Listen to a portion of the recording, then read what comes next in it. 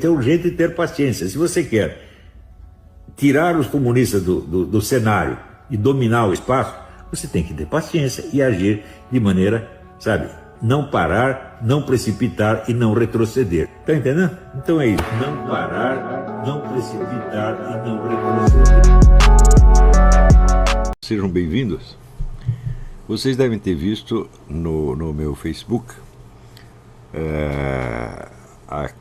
aquele quadro estatístico que na verdade pertence a um trabalho científico ainda não publicado, que está apenas circulando em resumo na internet, a respeito da ascensão e queda do QI médio em várias nações, onde nós vemos que em praticamente todos os países abrangidos, alguns da América, da Europa, da Ásia e da África, em todos os países, sem exceção, o QI médio subiu.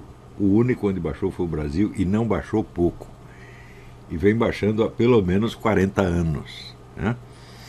Então, é claro que a queda do QI de uma população implica o decréscimo da sua capacidade de lutar pela vida, de resolver seus problemas, tá certo? E, portanto, isso, a meu ver, equivale a um genocídio, a liquidação progressiva e inexorável de uma população. Eu considero, evidentemente, que todos os responsáveis por esta situação, que são diretamente os donos da mídia, os chefes da educação, líderes e chefes da educação nacional, a indústria editorial, os jornalistas, os formadores de opinião, são todos responsáveis por isto e são todos criminosos no mais alto grau. Portanto, o que quer que se faça contra essa gente é legítima, uma questão de salvação nacional. Isto é o problema mais sério que o Brasil já teve. Você pensar assim, a corrupção, perda de desvio de dinheiro público, tudo isto é fichinha perto do que está acontecendo com a população, com a inteligência da população brasileira, que, na medida em que se torna mais burra, se torna também mais inerme. Mais inerme, mais incapaz, e se torna uma vítima fácil de tudo quanto é. Por qualquer problema pequenininho se torna impossível de resolver. Vocês vendo, por exemplo, essa questão da violência endêmica, 70 mil homicídios por ano, que se arrasta aí há 30 anos e ninguém consegue fazer nada. Às vezes não é porque há alguma força secreta resistindo contra isso, é simplesmente as pessoas não são capazes. Se você juntar o nosso parlamento inteiro, só tem incapazes, todos eles, praticamente sem exceção. Se tiver uma ou duas pessoas de inteligência normal lá, é muito. Porque é claro que o parlamento, sendo eleito, ele é uma amostragem da população. E se o QI da população inteira está caindo, certamente o dos políticos está caindo junto. Políticos, administradores públicos, formadores de opinião, etc, etc, etc. Então,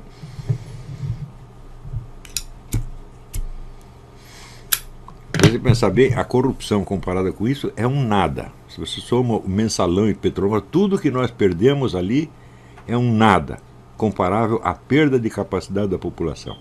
Você incapacitar uma pessoa é pior do que matá-la, tá certo? Porque se morreu, acabou o problema, mas você vai perdendo capacidade, você está matando a pessoa aos poucos.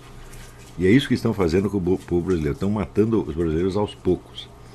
O incrível é que você vê ali em países paupérrimos, como o Quênia e o Sudão, o QI subiu, meu Deus do céu. O que está acontecendo no Brasil? Então, isto não é coincidência, isto não é fruto de forças históricas anônimas. Isto aí é responsabilidade direta dos planejadores da educação, da mídia, das universidades, etc, etc, etc. Então, se vierem para cima de mim com conversa de combate à corrupção, eu vou mandar pastar, porque, olha, isto aí não é problema. O problema é, vamos dizer, a queda da capacidade do povo brasileiro explica isso imediatamente, né? Então, é natural que à medida que um povo vai perdendo sua capacidade, ele apele para os meios mais fáceis e disponíveis para se salvar de uma situação, inclusive roubar, mentir, trapacear. Quer dizer, é claro que se cai o QI, a moral cai junto, tá certo? E isso não afeta, se trata-se de QI médio, portanto não se trata de miséria, porque a miséria no país efetivamente diminuiu. Não se trata sequer, vamos dizer, de falta de escolaridade, porque hoje em dia praticamente não há crianças fora das escolas no Brasil. Tá certo? Hoje nós temos, vamos dizer, excesso de vagas nas escolas, está cabendo mais criança do que tem no Brasil. Então, não é este o problema. O problema é o conteúdo que está sendo ensinado. Se alguém falar, precisamos investir em educação, o investimento em educação já é monstruoso no Brasil. Não é isso que falta. O que falta não é dinheiro, o que falta não são escolas, o que falta não são professores. O problema são os conteúdos que estão sendo transmitidos, que parecem realmente calculados para imbecilizar as pessoas. Quando a gente usa o verbo imbecilizar, não é força de expressão, não é hipérbole, é uma coisa, um fato bruto de ordem material. Muito bem. Isto tem algo remotamente a ver com aquilo que eu havia planejado para ser a aula de hoje. E o tema da aula de hoje seria o seguinte: numa sociedade como a brasileira, que está em pleno declínio das suas capacidades, é de se esperar que as pessoas entendam a vida real como uma coisa, vamos dizer, como um conjunto de atividades voltadas à sobrevivência imediata, e a cultura como uma espécie de um adorno que você coloca em cima, ou como um instrumento para você conseguir um emprego melhor. Tá certo? De maneira que, entre a vida real e a cultura, você tem um abismo. Hein? Ora, acontece que todos os nossos problemas diários, as dificuldades que nós enfrentamos no nosso emprego, as discussões que temos em família, a relação com os amigos, etc., etc., tudo isso se baseia num certo repertório de ideias, que com certeza não foi o povão que criou. Todas as ideias em circulação vêm de filósofos e escritores de outras épocas, filtradas, simplificadas, deformadas, etc., mas a sua origem é essa. A totalidade das ideias circulantes da humanidade foi criada por um número relativamente pequeno de pessoas, e elas se espalham de tal modo que você as recebe e as repete, passa adiante sem saber de onde vieram, tá certo? E muitas vezes acreditando que foi você mesmo que as inventou. Mas basta um pouco de conhecimento, vamos dizer, da sociologia da opinião, para você saber que todas as opiniões circulantes têm origens históricas, confirmando aquilo que dizia Augusto Comte, né, que a vida dos vivos é cada vez mais governada por filósofos mortos. Então, mais ainda, outro dia eu coloquei ali uma coisa que eu vi no Eric Voegelin. Ele dizia que logo quando ele era jovem, ele aprendeu com Max Weber que ninguém pode ser um cientista social sem ele ter o suficiente conhecimento comparativo de várias civilizações, do Oriente e do Ocidente, tomadas em várias épocas do seu desenvolvimento. Coisa que o Max Weber tinha. Você vê os estudos dele sobre a religião da Índia, da China, sobre as origens do capitalismo e do protestantismo, etc., mostram um conhecimento comparativo imenso, tá certo? Às vezes até em detalhes, por exemplo, a música do Oriente e do Ocidente. E tal. Então, não faltava conhecimento ao Max Weber e ao Eric Voegelin, muitíssimo menos. E eu vi que, nesse sentido, não havia no Brasil nenhum cientista social, porque só tinha havido 3. Os 3 eram o Gilberto Freire, o Luiz da Câmara Cascudo e o Alberto Guerreiro Ramos, que não vale porque fez a carreira toda praticamente fora do Brasil. Os outros não são cientistas sociais. FHC não é um cientista social. Ele é apenas um bacharel em ciências sociais. Né? Nunca foi um cientista social. Nem ele, nem Florestan Fernandes, nem nenhum desses palpiteiros que estão por aí. O Weber tinha toda a razão. Se você não tem esse conhecimento comparativo das civilizações, você simplesmente não tem a medida do que acontece. Você é incapaz de discernir, vamos dizer, a gravidade, a extensão relativa dos fenômenos que estão na sua frente, porque você não tem o campo comparativo do passado. E se você pegar hoje a totalidade dos opinadores que estão aí em circulação, dos chamados formadores de opinião, eles também não têm essa formação. Então, não tem nada. Então, esse é um povo cujo QI está decaindo e que está sendo dirigido por cegos. Cegos, burros, idiotas, incapazes. E essa situação está se agravando dia a dia. Não há nada mais grave que esteja acontecendo no Brasil. Nem os homicídios, porque os homicídios também são efeito disto. Mas a queda do QI começou muito antes da ascensão da criminalidade. né? Você pode datá-la pelo menos da década de 60. Tá certo? Então, e curiosamente, este decréscimo do quociente de inteligência coincide com a expansão do aparato educacional, não com a sua retração. Você vê que ainda no tempo dos militares, eles abriram a escola em tudo quanto é esquina. Naquela época havia o problema dos excedentes, de estudantes que eram aprovados no vestibular, mas não tinham vaga na universidade. Então você tinha o direito, mas você não tinha a garantia efetiva de poder frequentar a universidade. Então eles abriram a universidade em tudo quanto é lugar.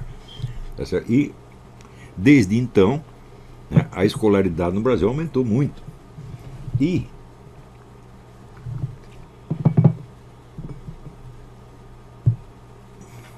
este fato me leva à conclusão de que o problema não são os meios materiais de educação, mas o conteúdo. O problema não é o hardware, é o software de educação.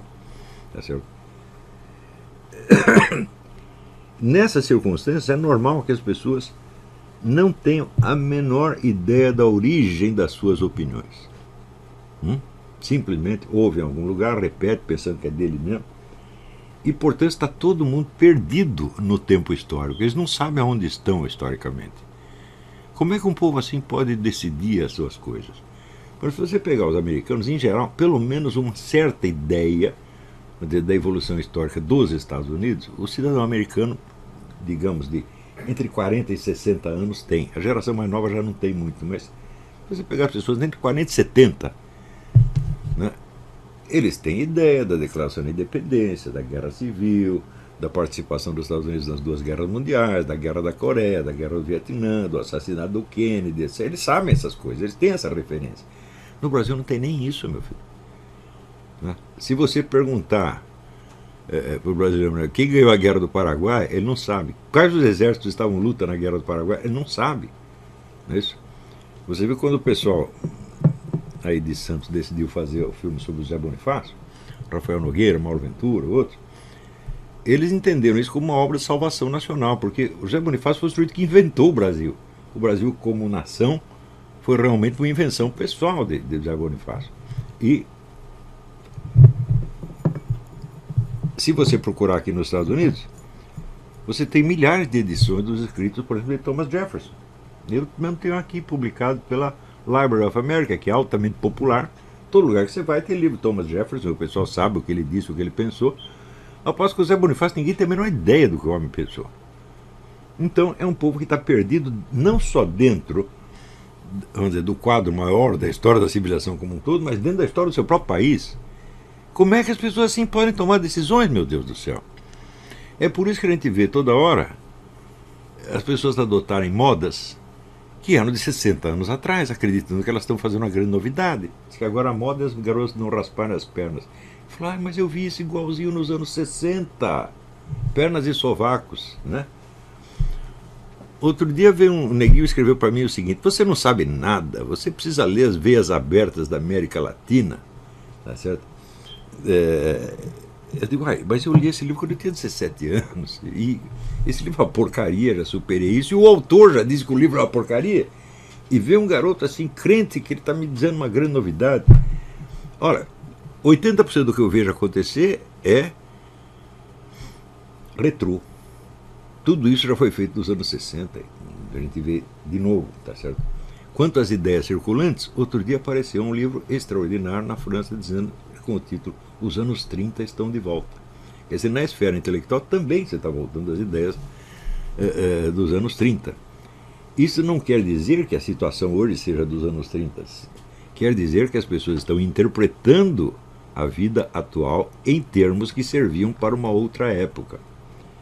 Outro dia eu vi um historiador russo dando uma entrevista que eu achei espetacular. Ele diz: a maior parte das teorias sociais surge quando os fenômenos que elas explicam estão no fim. Então, quer dizer, elas não servem para rigorosamente nada, elas explicam o passado até aquele ponto e para dentro não serve. Se você pegar, por exemplo, as transformações do capitalismo desde o tempo do Karl Marx, você vê que Karl Marx explicou relativamente bem o capitalismo da Inglaterra e da França entre os anos 20 e 30 do século XIX. 1820, 1830. A teoria dele até que descreve direitinho. Só que na época dele o capitalismo já estava mudando completamente e hoje já é outra coisa completamente, até antagônica ao que ele descreveu. Então, isso já, vamos dizer, esta defasagem no tempo já é normal, ela é quase que permanente. Mas num país como o Brasil, essa defasagem chega a ser catastrófica. Quer dizer, ninguém sabe onde está historicamente, ninguém sabe do que está falando. E quando eu falo ninguém, não é uma força de expressão, gente. Hein? É ninguém mesmo, materialmente, 0,0000000. Se você lê todas as opiniões em circulação durante uma semana, você vê que nenhuma delas tem nada a ver com a realidade. É tudo coisa subjetiva, inventada, tá certo? Frequentemente é puro wishful thinking, a pessoa quer que as coisas sejam assim.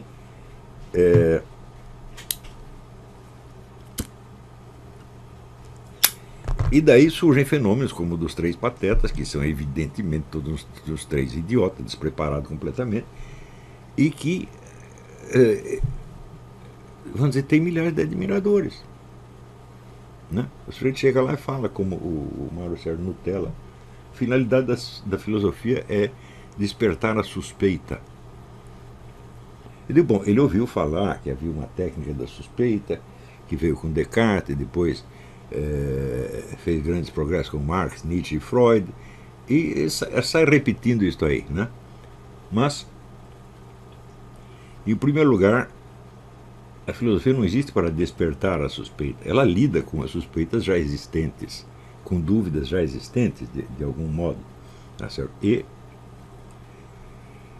mais ainda, quando Descartes diz colocar tudo em dúvida, ele não está se referindo a tudo, ele está se referindo ao campo de investigação filosófica dele. Colocar tudo em dúvida é absolutamente impossível, é uma frase que não faz o menor sentido. É impossível você formular uma dúvida sem você montá-la em cima de uma montanha de certezas que você não vai questionar naquele momento. Então, o sujeito quando fala isso, ele está propondo uma coisa que é impossível de realizar. É apenas uma frase, uma bolha de sabão verbal para impressionar a plateia e que não vai exercer a mais mínima influência sobre ninguém. O efeito desta frase é apenas arrancar aplausos no momento. Aquilo não gruda, não vai se aprofundar nas pessoas. Por quê? Porque não dá para fazer. Será que ele espera que, se ele fala para uma plateia, digamos, de 300 pessoas, as 300 pessoas vão sair dali duvidando de tudo, suspeitando de tudo? É claro que não, porque mesmo ele não consegue fazer isso. Não é isso? Então, por exemplo, se você diz a finalidade da filosofia é esta ou aquela, bom, você está afirmando que a filosofia tem uma finalidade. Prove que ela tem uma finalidade. Tá? Nós não sabemos se ela tem. Isso seria matéria de investigação. Não de suspeita, mas de investigação. Outra coisa, quando você fala a filosofia, bom, existem milhares de filósofos e cada um deles tem um conceito diferente da filosofia. O que você está falando se aplica a todos eles? Ou é apenas uma ideia sua? O que você chama de filosofia é o que, digamos, Plotino chamaria de filosofia, Karl Marx chamaria de filosofia, Nietzsche chamaria de filosofia. Eu tenho certeza suficiente de que a minha definição da filosofia, como unidade do conhecimento, não unidade da consciência e vice-versa, se aplica a todos os filósofos, independentemente de quais sejam as suas doutrinas. Mas você dizer que a filosofia se destina, vamos dizer, a finalidade dela é despertar suspeita, bate de frente já com o maior filósofo do Ocidente, que foi Leibniz. Leibniz dizia o seguinte: eu acredito em tudo quanto eu leio. Quer dizer que o método heurístico do Leibniz era o contrário do Descartes. Em vez de botar tudo em dúvida, não, nós acreditamos em tudo para ver o que dá. Funciona também, funciona tanto quanto a suspeita. Não é isso? Por exemplo, se você é um policial, um delegado de polícia, está investigando um crime, tanto faz você suspeitar de todas as testemunhas ou acreditar piamente em todas elas. O processo vai ser exatamente o mesmo. Aliás, você tem até a obrigação de acreditar em todas. Você não pode suspeitar em vão de ninguém. Então você nem suspeita e nem acredita. Você simplesmente aceita os depoimentos como eles vêm. Então, isso quer dizer que o camarada, quando diz um treco desse, ele está falando vazio. Ele não sabe o que está falando. Ele não se perguntou o que aquilo quer dizer, ele apenas achou uma frase bonita e repetiu. esse tipo de coisa acontece o tempo todo em tudo quanto é debate nacional, em tudo quanto é editorial, em tudo quanto é artigo de jornal, em tudo quanto é tese universitária. E não é de espantar que a camada mais intelectualizada esteja assim, porque ela faz parte da nação e o QI dela também está caindo junto. Então, eu tenho enfatizado muito a destruição da alta cultura no Brasil, mas não foi só a alta cultura. Se dissesse, não, nós não temos mais criatividade literária ou filosófica, mas nós temos capacidade técnica, nós temos excelentes engenheiros, excelentes varredores de rua, excelentes engraxates. Não, nós não temos nada disso. Nós temos um bando de incapazes perdidos no tempo e no espaço. Sendo assim, é normal que as pessoas não saibam jamais a origem das ideias delas. E também a origem da própria imagem que elas têm de si mesmas. Tá certo? No seu sentido, vamos dizer, mais íntimo, mais cotidiano. Né? Então, eu levantei outro dia, o problema é o seguinte. Hoje em dia, a maior parte das pessoas, não só no Brasil, mas em todo o Ocidente, tem uma visão da sua própria identidade centrada na continuidade do seu corpo físico. É por aí que elas se reconhecem. Né? E, vamos dizer, as ideias, as emoções, os sentimentos, etc., vão passando por isso aí como uma água que passa por um pote. Né? Entra por um lado e sai pelo outro. E de onde veio esta ideia de que, vamos dizer, a realidade primária que se oferece a nós é a realidade material? E que em cima delas existe um mundo mental, espiritual, cultural, etc., que é evanescente e que pode até ser explicado, pode até levantar a questão de se ele existe em si mesmo, ou se ele é um fruto de processos materiais ou corporais qualquer. De onde veio essa ideia? Rastreando, nós vemos que na filosofia escolástica, em Santo Tomás de Aquino, por exemplo, ele parte daquele famoso axioma de Aristóteles, que Aristóteles jamais formulou nestas palavras, mas que, de certo modo, resume uma boa parte do pensamento dele, de que nada está no intelecto que primeiro não tenha passado pelos sentidos. Ao que Leibniz respondeu, exceto o próprio intelecto. Quer dizer, o intelecto não chega a nós como um dado dos sentidos, ele antecede os dados dos sentidos. Então, o que Santo Tomás de Aquino estava explicando não é a origem real das nossas ideias, não é um processo psicológico, mas é um processo lógico de validação das ideias. Isso aqui é absolutamente fundamental. Se você pensar bem, a psicologia do conhecimento, ela não aparece. O primeiro cara que lidou com isso foi John Locke, que não é um grande filósofo, é um filósofo até medíocre, mas ele tem esse mérito de ele ter esboçado pela primeira vez o que nós chamamos de uma psicologia evolutiva, quer dizer, a evolução do como evolui no tempo o aparato cognitivo do ser humano. Não é disso que Santo Tomás de Aquino está falando e não é disso que Aristóteles está falando. Eles não estão falando do processo psicológico real do conhecimento, e sim do processo da sua validação lógica. E nesse sentido, é claro, as ideias abstratas têm o seu fundamento em dados dos sentidos. Não é isso? Isso não quer dizer que a nossa experiência primária da realidade se constitua eminentemente ou só de dados dos sentidos. Há outras coisas também. Se você vasculhar os documentos históricos de várias épocas e civilizações, você verá que não existe nenhum ser humano cuja presença tenha sido atestada por tantas pessoas em tantos lugares quanto o diabo. Existem mais depoimentos de pessoas que viram o diabo do que de pessoas que viram Napoleão Bonaparte. E não só o diabo, também anjos, Jesus Cristo, Santíssima Virgem, etc, etc. Você tem milhares de depoimentos. Ora, será que você acha que você é tão mais inteligente do que todos os homens das épocas passadas, pode dizer, não era tudo alucinação ou crença? E você averigou se era alucinação ou crença? Você não averigou nada. Então, vamos dizer, o seu próprio senso de superioridade, que é totalmente ilusório, vigora como critério para você interpretar toda a história anterior da humanidade. Eu digo, isso sim é que é alucinação. Então, se eu vejo depoimentos de muitas épocas e lugares diferentes, de que as pessoas viram alguém, bom, não me cabe impugnar tudo isso de uma vez só baseado no meu senso de superioridade. Mas eu tenho que averiguar, será que eles viram mesmo? Que raio de experiência é esta? Hã?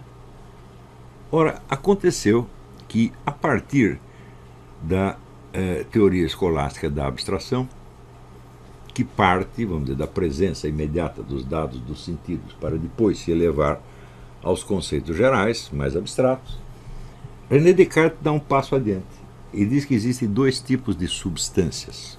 Como é que eu dizer dois tipos de coisas? Um que ele chama substância extensa, que são os corpos que têm propriedades mensuráveis, extensão, peso, etc, etc. E outra coisa que ele chama substância pensante, que ele não sabe exatamente o que é, e que ele identifica com a sua autoconsciência imediata. O famoso penso, logo existo. Quer dizer, eu sei o que eu estou pensando, portanto, eu existo. Ora, que essas duas coisas fossem igualmente substâncias, foi em seguida colocado em dúvida, com muita habilidade, por David Hume. Ele disse, olha, eu tenho percepções, tenho sensações, tenho pensamentos, tenho emoções, etc, etc. Mas eu não tenho nenhuma prova de que exista um eu por trás de tudo isso. Eu vejo que as emoções passam por mim, as sensações passam por mim, etc, etc. Cadê o tal do eu? Cadê o eu pensante do Descartes? O eu substantivo de que falava o Descartes?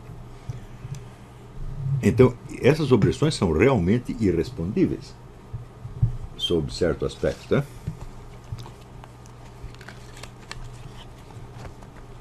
Você vê aqui, no capítulo seguinte, o Kant e o idealismo alemão, de modo geral, tentam restaurar a noção do eu pensante, afirmando, vamos dizer, a prioridade da estrutura do nosso conhecimento sobre o objeto conhecido. Tudo que conhecemos é de acordo com a nossa estrutura do pensamento, portanto, a estrutura do pensamento não depende de nada externo.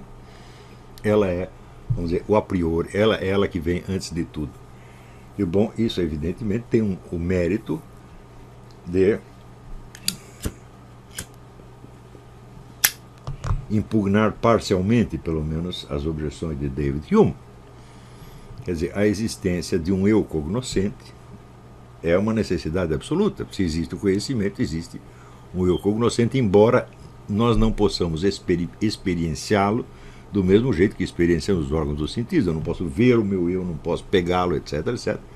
Mas é absolutamente necessário que eu tenha algum aparato cognitivo que é anterior a cada objeto do conhecimento. Agora, por exemplo, eu estou vendo esta câmera, mas eu estou vendo com os mesmos olhos que eu estava vendo há pouco a rua, o carro, etc, etc. Portanto, o funcionamento disso aqui não depende da presença desta câmera e da presença de nada que eu estou vendo agora. Então, é claro que o idealismo alemão, especialmente Kant, exagera essa prioridade da mente cognoscente, dizendo que nós só conhecemos aquilo que está de acordo com a estrutura dela e, portanto, tudo o que conhecemos está condicionado a essa estrutura e é balizado por ela. Portanto, não sabemos o que as coisas são em si mesmas, só sabemos o que elas oferecem e que seja comproporcionado à nossa estrutura de conhecimento. Bom, eu acho que dizer isso e não dizer nada é exatamente a mesma coisa. É a mesma coisa que dizer, bom, eu só vejo com os meus olhos e, portanto, aquilo que os meus olhos não alcançam eu não vejo. Não parece uma grande novidade, mas como tese filosófica teve consequências devastadoras. Acontece que, ao mesmo tempo em que Kant está dizendo isso, começa, vamos dizer, o progresso das ciências históricas e sociais no século XIX. Ciências históricas, sobretudo com Leopold von Ranke, as ciências sociais, sobretudo com Emile Durkheim. Emile Durkheim e o próprio Karl Marx. As ciências sociais fazem um sucesso enorme e começam a proliferar em, vamos dizer, em faculdades de sociologia, de economia, de antropologia, etc, etc. E daí surge a palavra mágica que se chama cultura.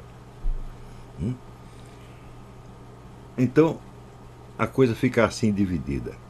Bom, nós temos certeza da existência dos objetos corporais, porque nós os vemos, tocamos, etc, etc. E por outro lado existe um treco chamado cultura, que é o conjunto do que nós pensamos e imaginamos a respeito. O mundo, então, passa a se constituir somente disto. Corpo e cultura, ou natureza e cultura. Ou, como dizem os americanos, nature e nurture. Nurture é aquilo que você recebeu. Ora, a imagem que as pessoas têm de si mesmas é exatamente uma cópia desta tradição cultural, por assim dizer. O que as pessoas veem de si mesmas é exatamente isso, um corpo e um conjunto de vivências psicológicas que pertencem à cultura, são invenções humanas, criações humanas, de algum modo. Ora, acontece que você sabe que o seu corpo muda ao longo do tempo. Você hoje não tem a mesma aparência que tinha aos 3 anos de idade. Não é isso? Hoje nós sabemos que todas as células do nosso corpo já foram trocadas várias vezes. E só o que sobrou é uma forma abstrata, essa continua a mesma, mas o corpo já não é mais o mesmo, com certeza. Então, o seu corpo também é uma coisa evanescente. Quem quer que fique velho percebe isso. Não é isso? Então, o corpo certamente já não é o mesmo. Né?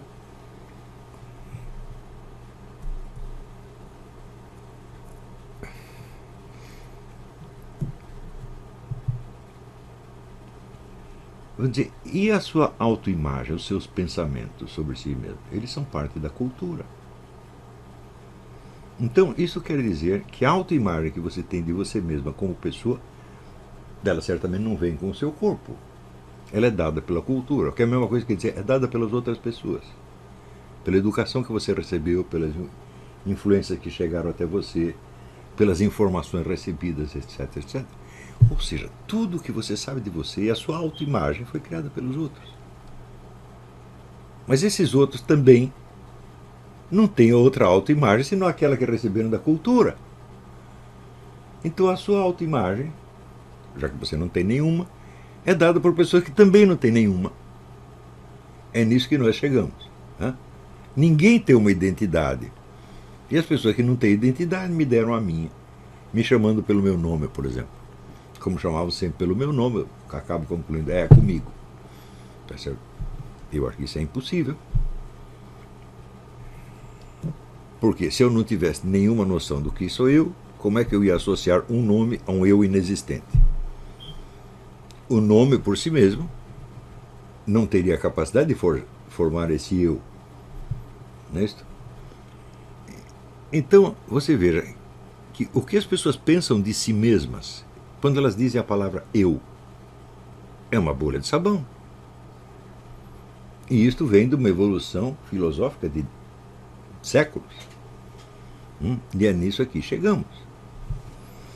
Bom, eu estava pensando em tudo isto. Estou pensando em tudo isso há muito tempo.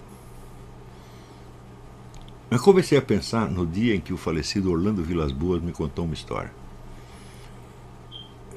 Ele disse que numa certa tribo do Xingu, 2 crianças haviam desaparecido no mato. Então chamaram a FUNAI, chamaram o exército, chamaram a FAB, chamaram todo mundo, veio até a CIA para procurar as crianças e vasculharam tudo e não acharam. Daí ouviam dizer que numa outra tribo tinha um pajé que localizava qualquer coisa perdida. Chamaram o pajé, botaram numa oca, reuniu todo mundo ali. E o pajé foi lá, fez a sua macumbinha, a sua reza, e disse, quando eu terminar aqui, as crianças vão estar aí na porta da oca. E dito e feito. Na hora que ele terminou, todo mundo virou, estavam as crianças na porta. Bom, isso já é meio assustador. Porém, mais tarde aconteceu uma coisa pior. Aconteceu que numa certa região do norte do Brasil, houve uma seca miserável, estava matando todo o gado, as plantações estavam queimando, estava uma desgraça. Isso foi no tempo do governo Fernando Henrique. Tentaram tudo, tentaram produzir chuva, não conseguiram. Tentaram todos os métodos científicos, nada funcionou. Daí eu ouvi dizer que tinha uma dupla de pajés que sabia fazer chover. E chamaram os pajés. Os pajés foram lá em Brasília, fizeram lá o ritual. Quando eles terminaram, falaram, vamos sair daqui que vai cair uma outra tempestade. E de fato, dito e feito. Daí, evidentemente, apareceu um monte de artigos eruditos sobre a cultura indígena. Olha, desde quando cultura faz chover? Então é o seguinte, ou esses índios tinham algum domínio efetivo sobre forças sutis da natureza, ou a coisa não aconteceria. Se você explicar esse rito apenas como uma criação cultural deles, não é isso? Eu digo, mas o problema não é ser uma criação cultural, o problema é saber se esta criação cultural reflete algo dos processos efetivos pelos quais as pessoas são localizadas no espaço, ou a chuva se produz, ou não. Este é o problema. Eu até escrevi um artigo a respeito dizendo, olha, todos eles estão dando palpite, vocês não entendem nada. Vocês estão analisando a cultura indígena, mas os dois índios sabem fazer chover, você não sabe. Se você entende tanto o assunto, então faz você chover. Eu não sei fazer, então eu tenho que admitir. Olha, eu não sei como é que faz, mas eles sabem. Isto quer dizer que essa cultura conservou algum controle do conhecimento de forças invisíveis. Não são forças necessariamente angélicas, nem demoníacas, são aquilo que Santo Tomás chama forças sutis da natureza, mas algum conhecimento disso elas têm. E essas forças realmente não são visíveis, mas elas estão presentes. Elas não estão presentes para o corpo físico, mas algo no ser humano permite tomar conhecimento delas, adquirir algum conhecimento e localizar pessoas desaparecidas ou fazer chover. Não é isso? Então eu comecei a me interessar por esta coisa e um dia descobri isso. Falei, olha, existem mais depoimentos sobre a presença do diabo do que de qualquer pessoa. Então, como é possível isto? Isso significa que em outras épocas, ou em algumas culturas primitivas, ainda hoje, as pessoas têm uma imagem de si mesmas não como um corpo no qual se acrescentou a cultura em cima, mas como uma totalidade de funções que abrange o visível e o invisível. E no qual os elementos invisíveis estão tão presentes quanto os visíveis e às vezes se tornam visíveis. Ou seja, nessas épocas e culturas as pessoas não precisavam sequer ver o demônio para saber quando é ele que está agindo. E não precisavam ver os anjos para saber quando os anjos estão agindo. Elas estavam ligadas nisso. Por que elas estavam ligadas? Porque a imagem que elas tinham delas mesmas não separava corpo e cultura desta maneira. Não era assim uma entidade corporal, física, na qual se colocou em cima algumas ideias. Não era isto. Era, vamos dizer, a ideia de uma alma vivente na completude das suas funções.